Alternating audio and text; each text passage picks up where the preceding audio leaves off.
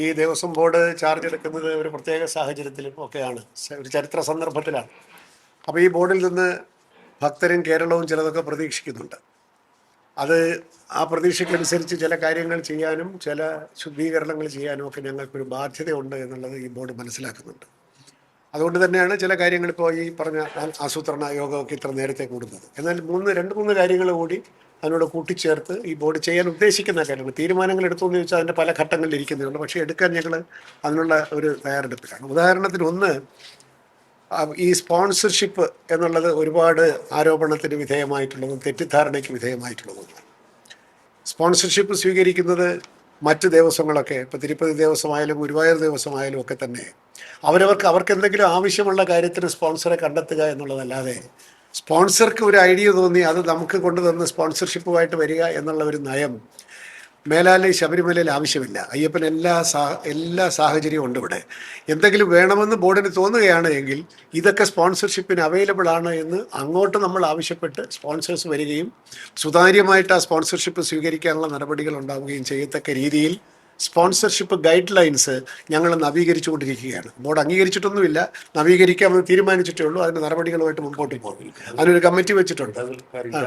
ഇടനിലക്കാരില്ലാതെ ഡയറക്റ്റായിട്ട് ഈ വരുന്ന സ്പോൺസർക്ക് ബാങ്ക് ബാലൻസ് ഉണ്ടോ, അയാൾക്ക് ആനുവൽ ബാലൻസ് ഷീറ്റ് ഉണ്ടോ, പിന്നെ അയാൾ ഇൻകം ടാക്സ് കൊടുത്തിട്ടുണ്ടോ തുടങ്ങിയ കാര്യങ്ങളെല്ലാം ബോധ്യപ്പെട്ടിട്ട് മാത്രമേ അയ്യപ്പന് വേണ്ടി സ്പോൺസർഷിപ്പ് സ്വീകരിക്കുന്നുള്ളൂ. അല്ലാതെ ഞാനൊരു സ്പോൺസറാണ്, നിങ്ങളുടെ സ്പോൺസർഷിപ്പിൻ്റെ കത്ത് തന്നാൽ മതി, ബാക്കി കാര്യം ഞാൻ ഏറ്റു എന്ന് പറയുന്ന സ്പോൺസർമാരെ ഇനി ശബരിമലയിലോട്ട് പ്രവേശിപ്പിക്കാൻ ഈ ബോർഡ് ഉദ്ദേശിച്ചിട്ടില്ല. അതിനുവേണ്ടി കൃത്യമായ ഗൈഡ് ലൈൻസ് ഞങ്ങൾ തയ്യാറാക്കിക്കൊണ്ടിരിക്കുന്നു.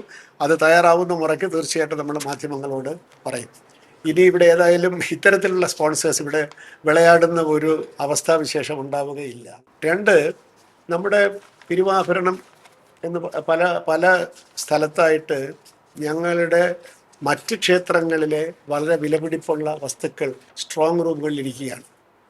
തിരുവാഭരണം കമ്മീഷണറുണ്ട് ഇതിൻ്റെയൊക്കെ ചാർജായിട്ട് സ്ട്രോങ് റൂമുകളിൽ ഇരിക്കുന്നു. അത് ഞങ്ങളിൽ ലിസ്റ്റുമൊക്കെ ഉണ്ട്. പക്ഷേ ഈ സ്ട്രോങ് റൂം എന്ന് പറയുന്നത് എന്തുമാത്രം സ്ട്രോങ് ആണ്. കാരണം ഈ കാലം മാറിയ കാലത്ത് അതുകൊണ്ടൊരു സെക്യൂരിറ്റി ഓഡിറ്റ് ഈ ഞങ്ങളുടെ സ്ട്രോങ് റൂമുകളെ പറ്റി തന്നെ നടത്താൻ തീരുമാനിച്ചിരിക്കുകയാണ്. ഒരു സെക്യൂരിറ്റി ഓഡിറ്റ് മാത്രമല്ല, ഇപ്പോൾ ജസ്റ്റിസ് ശങ്കരനെ വെച്ചിട്ട് ശബരിമലയിൽ ബഹുമാനപ്പെട്ട ഹൈക്കോടതി ഒരു ഇൻവെൻട്രി എടുത്തതുപോലെ തന്നെ ഞങ്ങളുടെ തന്നെ കയ്യിലുള്ള ഈ പല ക്ഷേത്രങ്ങളിലും ഇരിക്കുന്ന സ്വർണവും വെള്ളിയും ഇത്തരത്തിലുള്ള വിലപിടിപ്പുള്ള സാധനങ്ങളുടെ കൃത്യമായ ഒരു ഇൻവെൻട്രി, ഒരു സ്റ്റോക്ക് ഞങ്ങൾ ഈ സെക്യൂരിറ്റി ഓഡിറ്റിനോടൊപ്പം തന്നെ ഒരു ഇൻവെൻട്രൈസേഷൻ നടത്തി അത് പുതിയ സാങ്കേതിക വിദ്യ അനുസരിച്ച് ഒരു കാരണവശാലും റീപ്ലേസ് ചെയ്യാൻ പറ്റാത്ത രീതിയിലുള്ള ഡിജിറ്റൽ മാർക്കോട് കൂടി അകത്ത് വീണ്ടും സൂക്ഷിക്കുന്ന തരത്തിൽ ഒരു വലിയ പ്രോജക്റ്റ് ഏറ്റെടുക്കണമെന്ന് ബോർഡ് ആലോചിച്ചുകൊണ്ടിരിക്കുന്നേ ഉള്ളൂ. അതിൻ്റെ വിശദാംശങ്ങൾ വർക്കൗട്ട് ചെയ്തിട്ടില്ല. പക്ഷേ ഇതൊരു നയപരമായ ഒരു തീരുമാനമാണ് ഞാൻ ഈ പറയുന്നത്. മൂന്നാമത്തെ ലാസ്റ്റ് പോയിന്റ് എന്താണെന്ന് പറഞ്ഞാൽ, ഇവിടെ ചില ഭക്തന്മാരെല്ലാം നമ്മളോട് പറഞ്ഞു ഇപ്പോഴും കാർബൺ കോപ്പി വെച്ചിട്ട് കാർബൺ പേപ്പർ വെച്ചിട്ട് രസീത് എഴുതുന്ന ഏക ബോർഡ് ദേവസ്വം ബോർഡ് തിരുവിതാംകൂർ ദേവസ്വം ബോർഡിലെ പല ക്ഷേത്രങ്ങളിലും അങ്ങനെയൊക്കെ ഉണ്ട്, ഇവിടെയും ഉണ്ട്. ഇതെന്തായാലും ഞങ്ങൾ വളരെ പെട്ടെന്ന് ഒരു 3-4 മാസത്തിന് മുമ്പിൽ അവസാനിപ്പിച്ചിട്ട് എല്ലാ ക്ഷേത്രങ്ങളിലും ഉള്ളി computer billing and online payment, മറ്റേ പൈസ വാങ്ങിക്കില്ലെന്നല്ല, അത് കമ്പ്യൂട്ടർ ബില്ലിങ്ങും as far as possible online ബില്ലിങ്ങും എന്നുള്ളതിലേക്ക് പോകും.